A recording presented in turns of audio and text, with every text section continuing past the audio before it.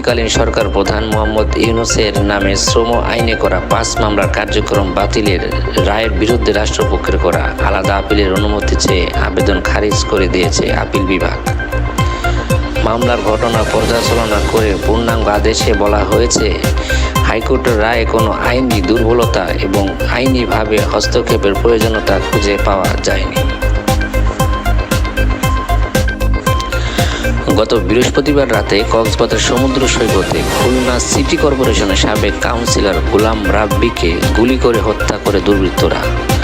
তার পরিবারের দাবি, শুটার ভাড়া করে তাকে হত্যা করা হয়েছে। তার শত্রুরা রাত 8:30টার দিকে রব্বানী সিগাল হোটেলের সামনে হাঁটাহাঁটি করছিল।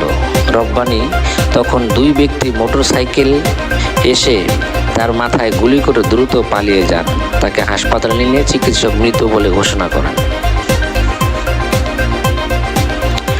গত বৃহস্পতিবার দুপুরে উত্তরা পূর্ব থানা হেফাজত থেকে পালিয়ে যান হত্যা মামলার আসামি সাবেক OC Shah Alam.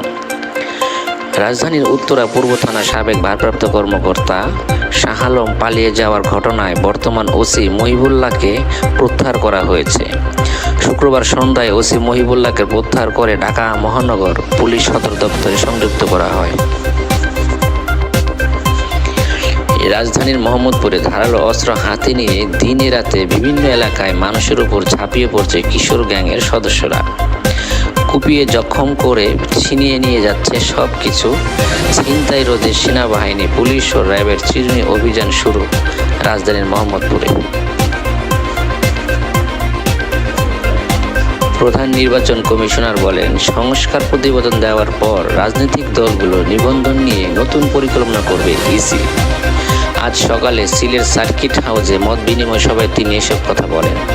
Voter ID সংশোধনে বিগত দিনে আর্থিক দুর্নীতির সঙ্গে জড়িত সবাইকে আইনের আওতায় নিয়ে আসা হবে বলেও জানান। এ সময় এম নাসির উদ্দিন প্রধান নির্বাচন কমিশনার বলেন, জাতীয় নির্বাচনে সাংবাদিকদের স্থায়ীভাবে কাজ করতে দেবে ইসি, তবে নীতিমালার ভিত্তিতে সবার সুন্দরভাবে কাজ করা জরুরি।